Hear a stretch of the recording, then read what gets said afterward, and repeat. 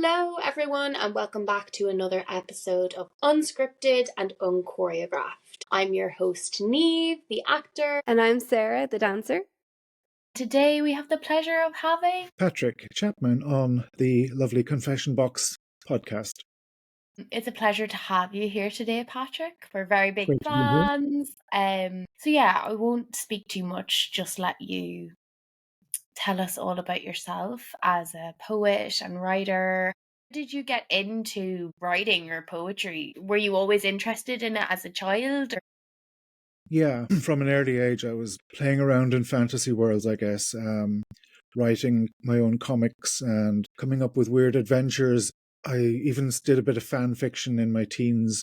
17 years old, I started pursuing it properly, and very bad poetry, it doesn't need to be said. Then I got lucky one day. I started sending stuff out. I got accepted for New Irish Writing and Poetry Ireland and Cyphers magazine all around the same time. So it took off from there, really. But I think youthful persistence helped as well. Where did you study poetry or writing? If we have some listeners, where do they go?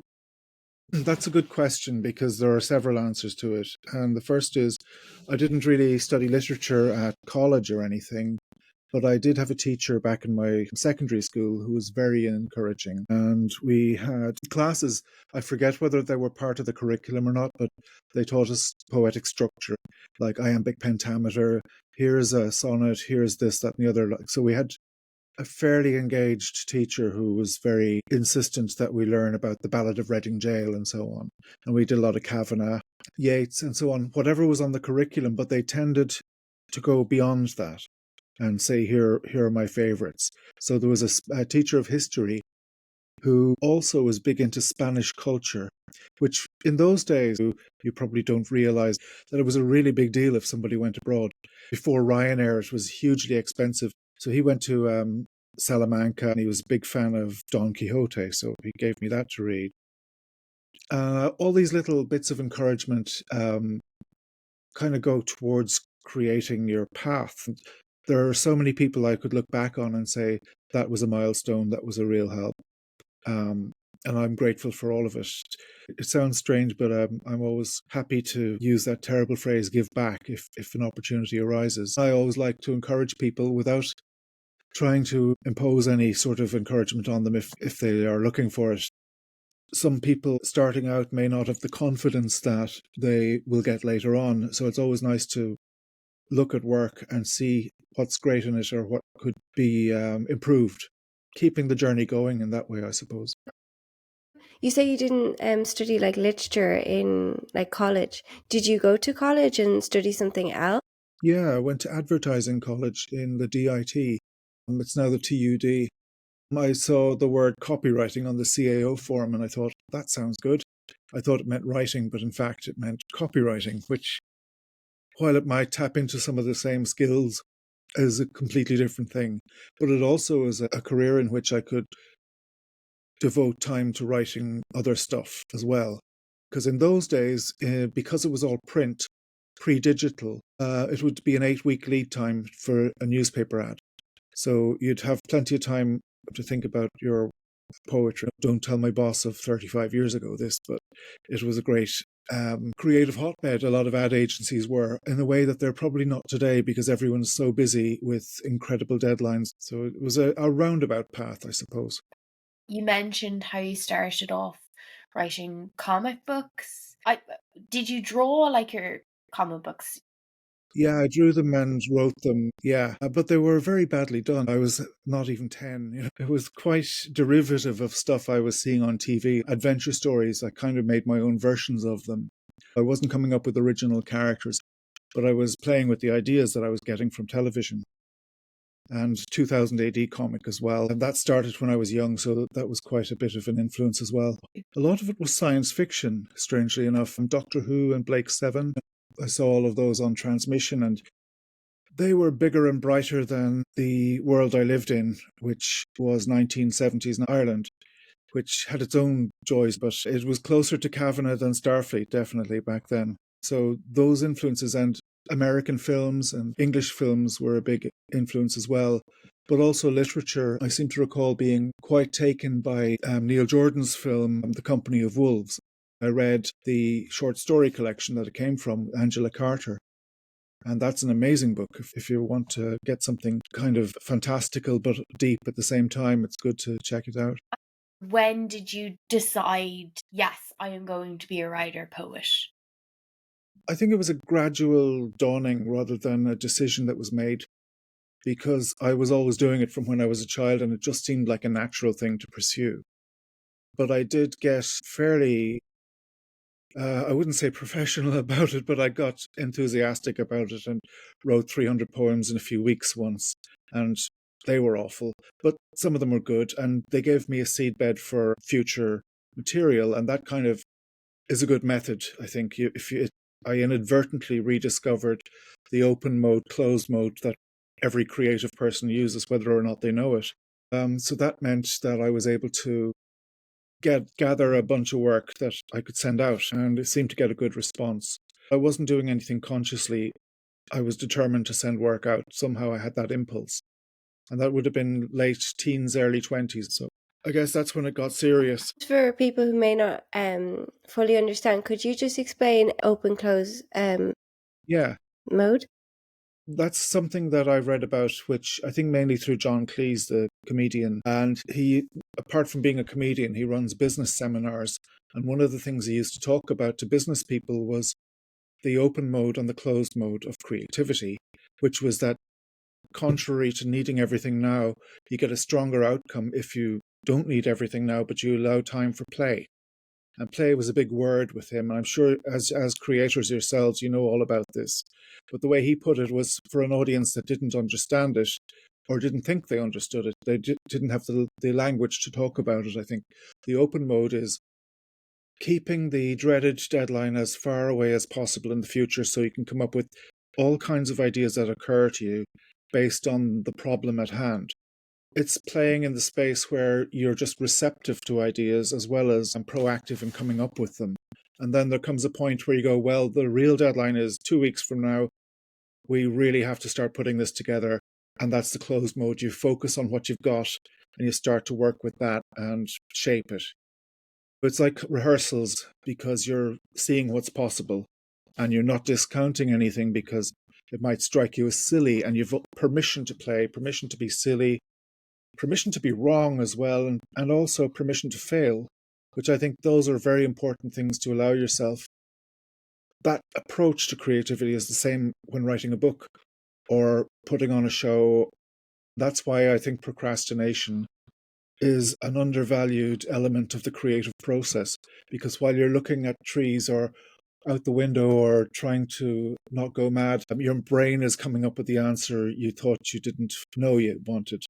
And it's there for you when you come back to it. So the trouble is knowing when to stop and say, right, let's make this happen.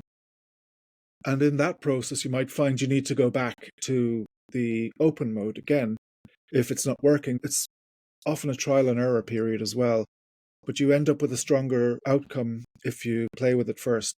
Lots of people, I'm sure, have used that system, but maybe don't realize there is an actual name to it. I think it's fairly natural for people to do that, but it's the structure that you can put on it to make it work best for what you're trying to achieve. Give yourself as much time to play around, because a lot of the time the demands of, say, clients or audiences or whoever's waiting for your product, I use that term advisedly, you can start putting that pressure onto yourself and you end up producing something not as good as it could be. There's an old saying, which I didn't come up with either. You can have it fast, you can have it good, or you can have it cheap. You can have two of those items, but you can't have all three. So you can have it fast and cheap, but it won't be good. You can have it fast and good, but it won't be cheap, etc. So you try telling that to people these days and they won't believe you. It's really interesting the way you said there about the element of play in your process as a writer. I know, coming from like a theatre and specifically physical, and I think Sarah as well in dancing, it's all about failing and playing and trying it again, and we really don't know where this is going. Whereas I would have presumed that for a writer, they would just already know what they're going to write. And even you talk about procrastination being a good thing. It makes sense when you say it, Patrick. I don't know why. Well, procrastination is another word for doing nothing as far as some people are concerned, or an outside observer. But it might be just that subconsciously you're working on the project and you need to distract yourself and let your brain get on with it. There are different reactions you can have to that sort of thing, one of which is to panic. And sometimes panic is absolutely the right response, but sometimes you go, no, don't panic, relax. If you relax into the play of creating the project, then you're going for a walk rather than racing towards an outcome. And you never know what you're going to meet on that walk. The pressure that you can put on yourself can be counterproductive and counterintuitive as well. But there does come the point where you need to stop all of that malarkey and start saying, now, what have I got? What can I make out of this thing that I have? And it's the same for writing. As you were saying, Niamh, it might look like writers know where they're going, and some of them do, as when they start writing their book. They've just decided that the process starts there, but in fact it's been going on for a while behind the scenes in their heads. And some people use the daily routine, like the 9 to 5 paradigm to write in, and that works for them. Other people just lay around for a year and then they get nervous and they start typing and it comes out okay, but that's because that's how they processed it. You eventually know where you're going, but the eventually part is where you play. With writing, it is very individualized in style and process. I suppose because it usually is just yourself writing, can it be quite a lonely process? Or maybe for a writer that's what they prefer instead of working with a big group of people. I work a lot better when I have someone to bounce off, but maybe that's completely different for writers. It's a good question because some writers absolutely need complete isolation, or they're not going to do it because they can't work with somebody looking over their shoulders. And some writers work really well in collaboration, and one instance of that is screenwriting, where you'll have people sitting in a room talking to each other to break the story. You'll have a writer's room with 12 people in, and somebody will be assigned to go away and write the script, but they'll all have worked on the compost, as it were, of the story.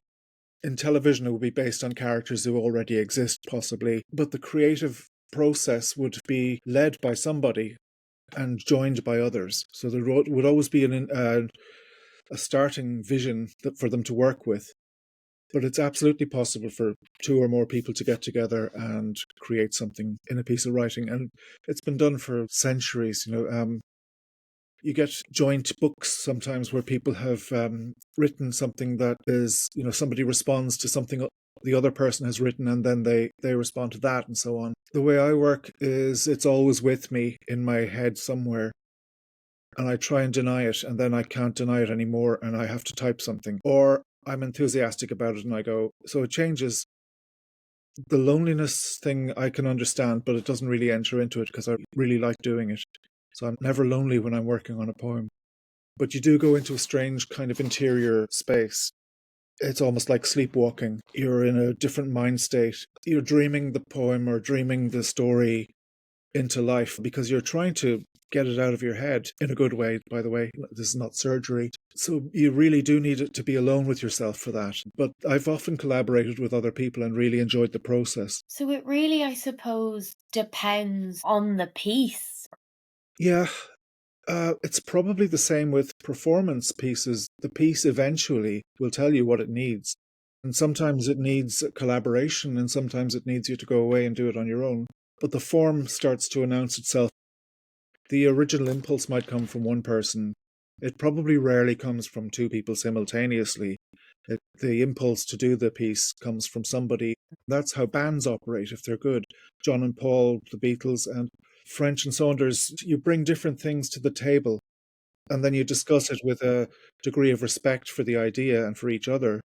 And you feel safe. This is the open mode again, but it's got people in it. It's like a Venn diagram in a way. So the bit in the middle of the Venn diagram is what you both agree on. But there's exciting stuff happening around that, and you're trusting enough with each other to let that happen and not to push it down. That's a very healthy way to come up with ideas as well. I'm kind of jumping back. When you decided to be an artist writer, were your family okay with that?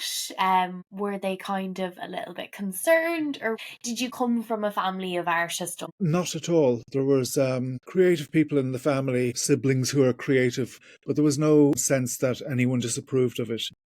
It might have helped that I had a job because you can't do poetry and live, or you couldn't back then. You can do it now. But no, there was no sense of that this being strange or anything. But I can see in other places and other families where it would have been quite seriously frowned upon. So yeah, it's a good question, but it wasn't the case with me at all. I just wouldn't have worried about that. I would have just gone off and done my own thing. So it was something I needed to pursue. I'm sure as well your job really helped your poetry. What I worked at was copywriting, so I learned how to be precise and concise. And I brought that into the poetry, and I also learned about structure and grabbing people's attention and then giving them interesting things to read and then sending them off with some sort of closing idea. That's just something I learned straight up in advertising, but it was also a good thing to learn for any kind of writing. Because it's how films operate, it's how novels should operate, probably, unless they're experimental, in which case they can do whatever they like. And that still applies, really. There's always the journey you take the reader on somehow. But I also brought the poetry side into the advertising side, because it's all, though they're totally different goals in mind when you're doing them, they're still creative processes. Yeah, totally. I've always thought that, like, my father is a carpenter. The way he like looks at kitchens or like is able to tile a roof, he would never say he's an artist, but there's actually a lot of, as a carpenter and me as an artist, there's a lot of similarities. And there's craft in both as well. And craft, it always seems to be the second fiddle to the creative genius type scenario. But the craft is where the creativity comes out. Sometimes you need to be able to do that. Even Picasso learned how to paint in a traditional way before he started to break out into cubism. So there are skills you can learn, and carpenter is a good example of creativity that isn't often considered that, but it definitely is. Totally. And you mentioned it's possible to just be a writer or poet today and not have a side job. I think it's possible, but it's difficult. And a lot of writers depend on grants and doing workshops and so on. You have to really have some income from somewhere else as well. And in terms of getting grants or funding, how is that? I've found it quite difficult sometimes because you never know what you want or what they want you to put on the form. And some people have figured it out and some people haven't. But I think it really depends a lot on the project you put in, what they've got on their list already, and whether or not they think you can do it. Like the year before, I applied for a bursary for a project that was out of my regular poetry gig, and I didn't get it. But this year I did apply for a bursary to do a poetry collection, and I got that. So that was really nice to get, but I kind of got the impression that that was me being a known quantity asking for money. So I don't know if it even works like that. But I do know people for whom it's really important that that kind of support is there, because it's a vote of confidence as well as anything else.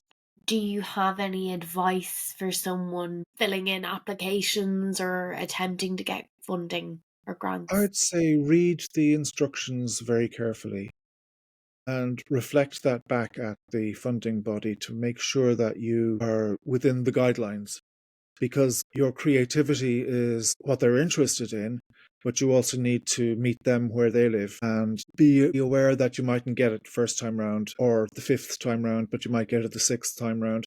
You can't really tell who's in the room or what they're looking for. All you can do is make the best application you can and have a good, interesting project. I think if you have a track record, it helps, but then sometimes if you don't have a track record, that helps. So you don't really know. I'd say don't give up hope, but don't depend on it either, because if you think, I'm going to get this, and you don't, that's quite disappointing. In terms of advice, just do your best and don't hope too much and don't give up hope either. I think that's very good advice. You're not really told that when you go to, say, art school, that there's a hell of a lot of admin. Admin, yeah. I mean, there was no admin when I started out because there was nothing to fund really. And there was no idea that there'd be a lifestyle attached, except a very poor, dissolute one. But it's possible, I think, to navigate it. But as I say, don't give up hope. Don't have too much hope. Plan for the contingency that you won't get the money. You might get it next year. But always be pursuing the best work you can pursue. And kind of do it for yourself, because you can't second guess an audience that isn't going to be there when you're doing the work, but might be there in 2 years' time when you present it. You have to really think of it as something you do for yourself. I have a strange feeling that any advice I can give might be old-fashioned, and yet it's probably still appropriate, which is read a lot. Don't just read your contemporaries either. If you haven't encountered it in school, I'm not sure what the curriculum is like these days, go in search of older stuff that is very structured and very innovative of its time, like Kavanagh or Eliot or Elizabeth Bishop. And then read your contemporaries, but read the ones who came just before you. Try and get a sense of where everything's coming from, and then feel free to disappear off the horizon of that if you want to and do your own thing. But I think we have an environment now in which it's so fractured and so differently structured from how it was before. That can only be a good thing, but just don't forget the old stuff. Try and find where you're coming from as well as where you're going. We don't have the same kind of gatekeepers as we used to. I mean, Evan Boland, starting off 50 years ago, she wasn't male. She had to go outside of Ireland really to get attention or to get published in Carcanet, for instance. But she had Ireland House and the women's presses back then, of course. But she had to fight against the patriarchy. Literature in general was a closed place where you had to either have a degree and be male and probably be posh before anyone would publish you, but not in England. So you could go across the water. It's so opened up now. It's so brilliant to see the absolute flowering that's happened these days. And you can find somewhere to publish you, so you can even do it yourself. So the focus really needs to be on the work. And do look outside Ireland, look inside Ireland. The world is literally outside your front door. And I'd say, having read everything you can read, keep doing that, but also write everything you can write. And at some point, start sending things out to magazines or online places. And don't worry too much if they reject you, because rejection is kind of like your superpower in a way, because you can write about it, but it's also a step towards your first acceptance. And then you can start building on that. You might want a collection, but I don't know if people nowadays are too pushed about having a paper collection in the way that they were when I started out. Maybe they are, but there's a path and all you have to do is find it. Your favorite piece of literature, and it could be your own. Could you pick one? Well, I can tell you pieces that have meant something to me over the years. I'd say there's a poem called To Speak of Woe That Is in Marriage by Robert Lowell. That poem really struck me. He was one of the original confessional poets, or the main one, back in 1959 when that book came out. The book is called Life Studies. I first heard about it when Evan Boland, I did a workshop with her in 89, and there were 12 people on the course. And Life Studies, that's when I was introduced to that. So I would say that poem was a fairly big one for me. But there's also a book of short stories called Vermilion Sands by J.G. Ballard, and it's all set in a strange future holiday resort 5 minutes into the future, and it's absolutely mind-blowing. It's lovely. It's old as well. It's from the 50s and 60s, but it's got all sorts of strange things in it, like plants that sing opera and people who sculpt clouds with their planes. It's just completely out there. It's just really very imaginative, and I really enjoyed that book. There's another book which is more realistic, or realist, called A Death in the Family by James Agee. It's a great work of literature about grief and how a family is affected by a death. Of the people I've been reading today, recently poets. I think you probably all know Doireann Ní Ghríofa. Her books are great. Of course, there are so many others, and I could go on for ages. But you asked me about one piece, and I think if you wanted that straight answer, I'd say Plucking Out of the Air, that Robert Lowell poem for the present moment. When you mentioned about Evan Boland, at the time in Ireland, you either had to have a degree in literature or be quite posh or be a man. But you said in, say, England or abroad, that was different. It was different in the sense that there were still more men being published, but you get taken more seriously as a writer outside Ireland in certain ways, unless you were doing something that was expected of you. So somebody who was trying to write about domesticity, for instance, that was considered a woman's subject and not of interest to the poetic establishment. It was still difficult for women to be published in England. I mean, the famous female poet of the 70s was Pam Ayres, who was on telly. And then Wendy Cope came along and so on. But there's been such a flowering since that it's really heartening. Fiona Keithley in the 80s wrote erotic poetry for Abacus, I think was the publisher. And she was marketed as a strange, bright young thing.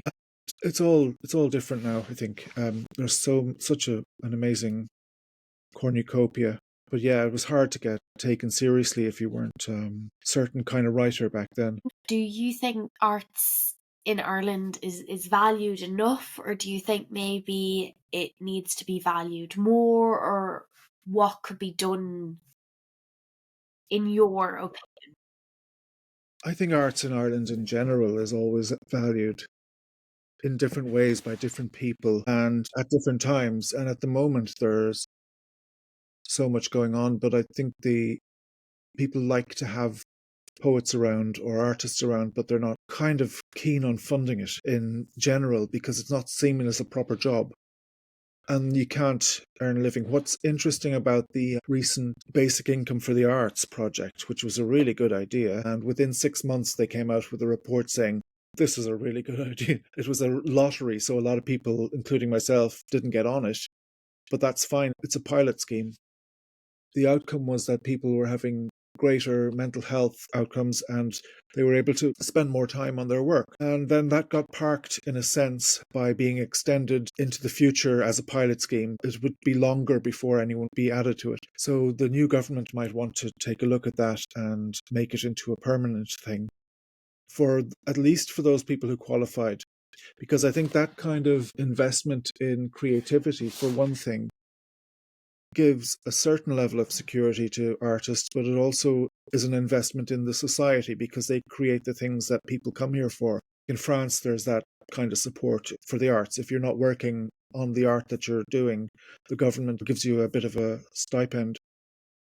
And it's nothing compared to what they spend on bike sheds or whatever it is. You'll get back much more than what you put into supporting artists in that way. They don't have to do it, but it would be a really nice gesture. It would be great if people also could have the flexibility not to work on other things if they had that kind of support. Going off of that, I think you've kind of answered it already, but do you think there's anything more that the government can do to help artists? I think there could be more done for unusual projects. If there was a fund for people who have ideas that are outside the mainstream, because that in its own way would enrich the culture. You don't know what you're looking for until it shows up a lot of the time. There's a danger with arts funding in that you will go and try and make something that will appeal to the arts funders, and that's to the detriment of the art itself. I think if funding is given or support is given, it should be unconditional. I mean, I've heard of people who have been told specifically to write a certain way if they want to get funding. I don't know the name of the person, but I know that they were an immigrant. I don't know who the funder was either, so I'm not saying anyone was wrong here, but we'd prefer you to write about the immigrant experience, or here's funding for that. I think it should be given without any expectation and trust that the person will use it to further what they're doing. It just enriches everything and brightens the world. All those values that live outside the idea of a society that's seen as an economy, which for a long time I think Ireland's governments have worked on that assumption that we're not citizens, we are consumers. And that's something they borrowed from Thatcherism and Reaganism, the neoliberal thing. But people are more than that. They're living beings, and they've got brains and they've got hearts and so on. And it's always great to nourish that, whatever form that takes. So yes, funding without expectation would be lovely, but people would complain about it. And I'd say, let them, give the money to the artists and let them flower.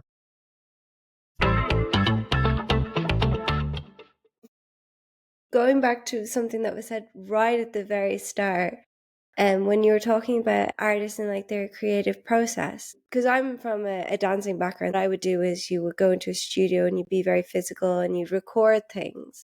I guess that would be my version of writing. Do writers get physical with their work? That's a great question, because the way somebody expresses themselves can be physical, and writing is a physical act. You type something and it comes from your head into your fingers, into the keyboard or wherever. But the body is involved and the mind is part of the body and so on. Actors are writers as well, in a way. They perform the piece. You're expressing with your body. It's a different method, but there is a physical component to it. I think there's one thing writers can do, that is to read their work out loud as a form of editing. So they hear what they are writing and they get feedback that way from how it sounds rather than how it looks on the page. And even if you're a page poet, which I kind of am, you always end up giving performances or readings and so on.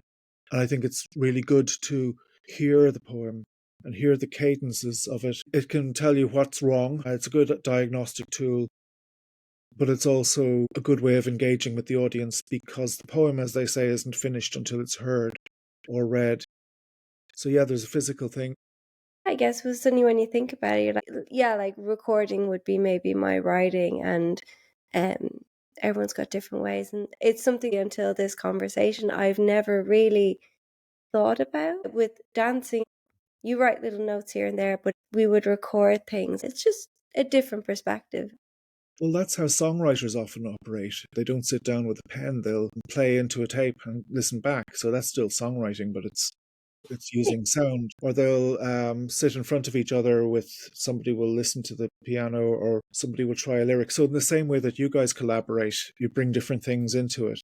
So the word writing is something that means one thing on face value, but it also involves all sorts of activities depending on the art. There's a thing I did about 15 years ago, which I took part in, but it was a guy called Des Doris, I think, who got 10 poets to sit in a room and meditate for a day. We had to train beforehand to do exercises so that we wouldn't freak out, just sitting there meditating for 10 hours, 8 hours in the Hugh Lane Gallery. And it felt like a strange kind of thing to do, but the time just flew. But it was writers not writing, writers sitting in silence. So we're useful for other things too, as well as scribbling. Writers are. The band REM made a change once upon a time when they were doing an album called Automatic for the People. And for that album, what they did was they got each of the musicians to play an instrument that wasn't their regular instrument. And they came up with a new sound for themselves, really, because there was a freshness to it.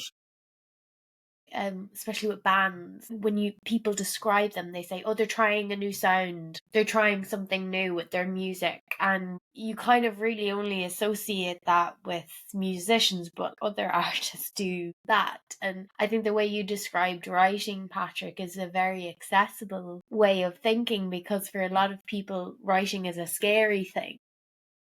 Art, yes, you can put it into a box, but you also can't. There's very blurred lines. Yeah. And going back to the idea of play, what stops a lot of people is the fear of failure and the need for perfection. Perfectionism stops them starting. You have to remember that the chef doesn't make the meal without the recipe. There's always, and the gathering of the ingredients and so on. So you don't arrive at the finished product. If you're always open to new things and new ways of doing things, you'll surprise yourself with how good what our emerges can be. And the intention to create something can stop you creating sometimes. be in the place where the thing happens and it'll come to you is the thought, I suppose. Thank you so much, Patrick. Oh, you're Thank you. so It's welcome. been wonderful chatting to you. I think a new experience even for me. I would never, I don't think I've talked to someone this long or this in depth about writing. I haven't been particularly chatty, but it's been fascinating just to listen. Yeah. It's writing is another word for making stuff up. I guess I just do it with my body. Yeah. It's been lovely talking to you. It's been absolutely eye-opening.